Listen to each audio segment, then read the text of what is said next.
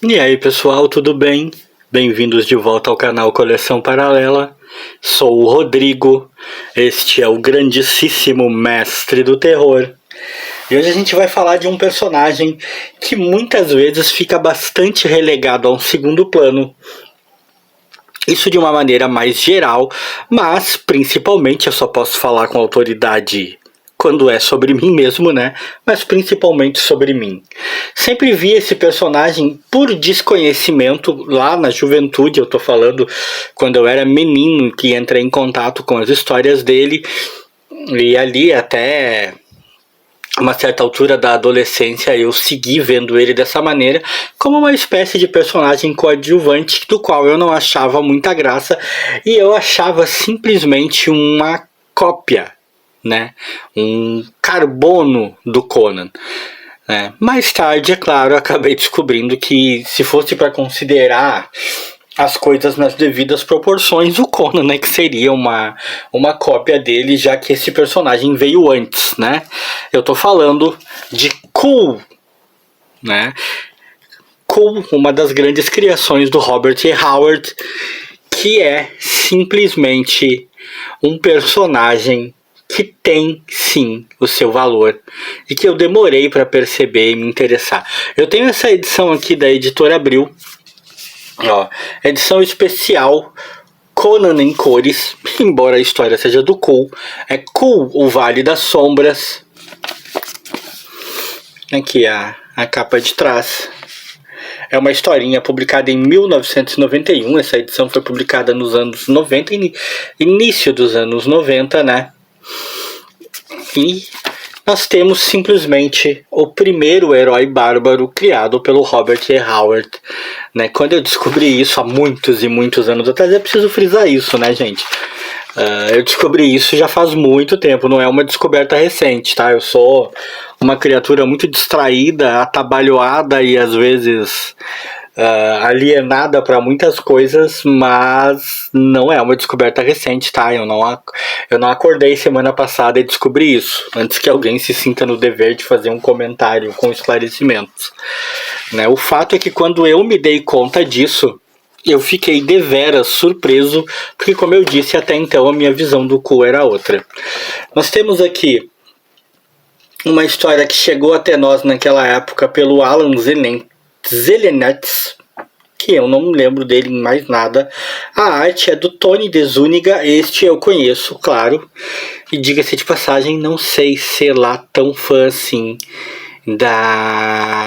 do trabalho dele. Tem coisas que eu gosto, tem coisas que eu não gosto. É a arte da capa, né? O capista, como ele está descrito aqui, é pelo Doug Beacon. A capa, aliás, eu acho maravilhosa. O que nós temos aqui, senhoras e senhores, é uma história que eu não tenho ideia. Vamos lá dar aquela afastadinha no meu amigo mestre. Eu não tenho ideia em que publicação original ela saiu. Tipo, saiu numa edição própria nos Estados Unidos, numa edição especial, uma minissérie, né? Não tenho ideia. Mas aqui no Brasil saiu nessa Conan especial em cores. E é uma história que nos traz o Kull às portas da morte. E muitos fatos do seu passado vão sendo contados em flashback, né? A sua juventude e por aí vai, né? Vamos avançando por muitas aventuras até chegar no desfecho. A história acabou me conquistando e acabou me ajudando a moldar uma outra visão que eu tenho do Kull, essa sim mais recente, né? Passei a respeitar um pouco mais o personagem enquanto lá, muitos anos atrás, descobri os fatos da sua origem. E passei a mudar a visão que eu tenho dele de verdade à medida em que fui lendo, em que fui mergulhando na mitologia dele, que não é assim tão explorada e tão densa quanto a do próprio Conan, né? E essa história, sim, ela ajudou a moldar uma nova visão que eu tenho do Kull como um personagem que, embora as semelhanças gritantes e impossíveis de não serem notadas de não serem apontadas com o seu irmão mais famoso, vamos dizer assim, com o Conan. Ele tem sua própria personalidade, né? Ele tem sua própria essência. Ele não é um mero carbono, né? Vive aventuras muito próprias, resolve suas questões de uma maneira que é muito dele, e principalmente na sua fase, que é a fase, pelo menos para mim e para a maioria dos leitores, a fase em que todos nós acabamos por conhecê-lo e admirá-lo, que é a de rei da Valúzia, né? Enquanto ele é o rei do Império Valusiano, é essa diferença principal, essas vivências que ele tem enquanto rei, defendendo o seu reinado contra todo tipo de ameaça, acaba sendo talvez a principal diferença.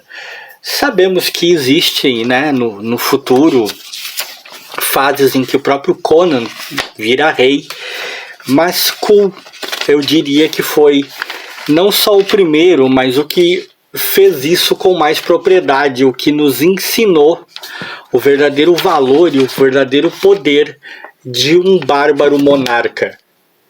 Passei a respeitar bem mais e a gostar bem mais do Kull à medida em que foi conhecendo algumas histórias desse personagem, né? E essa foi uma das que moldou essa mudança. Eu encontrei essa edição há muito tempo. Vocês podem perceber pelo valor que eu paguei, tá aqui, nunca consegui tirar, né?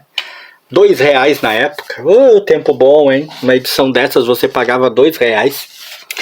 E tá comigo até hoje, foi uma das que mudou a minha maneira de ser, a minha maneira de ver Kull, o grande rei valusiano, o grande monarca. Eu lembro que um amigo meu tinha aquela edição em que o Conan e o Kull se encontram, e eu cheguei a ler e cara, os olhinhos brilharam, né? E olha que isso se deu numa época em que eu ainda não considerava o personagem lá grande coisa, mas só o fato de ter um crossover, aquilo já fez a gente ficar exultante, né? A gente já sabia de quem se tratava e sabia que os dois viviam em eras diferentes. Foi um encontro que realmente mexeu conosco. E eu lembro que o meu amigo não trocava, não vendia, não queria emprestar por nada aquela edição, tinha um zelo por ela, e no final das contas ela acabou se perdendo. Tanto zelo e não deu resultado, a edição acabou se perdendo, mas ainda demorou depois daquela edição, né, para que eu viesse a realmente me interessar mais por ele. E esse vídeo fica mais mesmo como uma maneira de eu apontar isso, de eu falar desse personagem que, querendo ou não é assim tão falado, e render minhas homenagens a ele, porque sim, as semelhanças são muitas e acho que seriam inevitáveis, né, essas semelhanças. Muitas ideias que foram criadas com esse personagem provavelmente são ideias que são responsáveis pelo que o Conan foi e é até hoje, mas Kull não é um Conan mais fraco e menos conhecido. Kull é Kull. É um personagem com toda uma trama, com toda uma essência, com toda uma mitologia própria, que é muito bem trabalhada e muito bem escrita. A história dessa edição é muito boa. A arte, como eu falei, não é do meu total agrado. Eu não curto muito a arte, não é um dos trabalhos do Tony de Zuniga que eu gosto mais. Já vi outros trabalhos dele que eu apreciei mais, esse nem tanto, né? Não curti muito. A editora Abril publicava isso aqui na época, não era papel jornal, era, como eu sempre digo, era o máximo do luxo da Abril, né? Formato grande e tal. Era uma edição que na época era cara, era uma edição para poucos, né? A gente via essas edições na banca, mas raramente podia adquirir, né? Tinha que abrir mão de muita coisa para adquirir uma dessas. Mas o material permanece gostoso de ler, porque uma das grandes vantagens de personagem como Conan, de personagens como Tex Wheeler, de personagens como Cool, é que suas histórias nunca ficam datadas, né?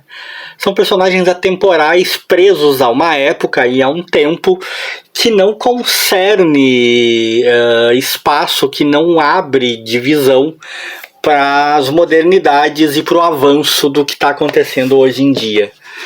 Personagens como Homem-Aranha, como Thor, como o Super-Homem, vivem passando por mudanças, por reboots e mil e uma coisas, porque os tempos mudam e é preciso, ou pelo menos os caras dizem que é preciso, adaptá-los a esses novos tempos.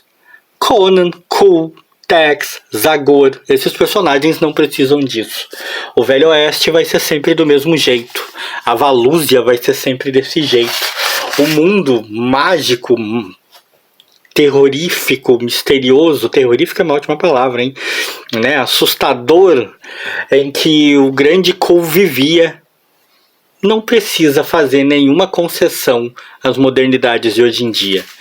Vale muito a leitura se você tiver a oportunidade de ler e, como eu, consegue passar por cima de uma arte que não é lá essas coisas. Se você for fã do Zuniga, né? Se você for fã da arte do cara, melhor ainda. Se você não for e conseguir passar por cima de uma arte que não é lá muito esplendorosa e tiver disposto a dar um mergulho nesse universo, conhecendo um pouco mais, porque é uma das grandes vantagens dessa história. O Vale das Sombras traz uma espécie de pequena biografia muito rápida, mas traz das aventuras do Cole, do passado do Cole, do avanço dele. Eu super recomendo. Não sei se é um material que um dia teve republicação, não sei se é um material que, se não teve, um dia vai ter. O que sei é que vale a pena. Se você gostou desse vídeo, deixa aquele like aí pra nós, pro meu amigo Mestre do Terror. E é isso aí.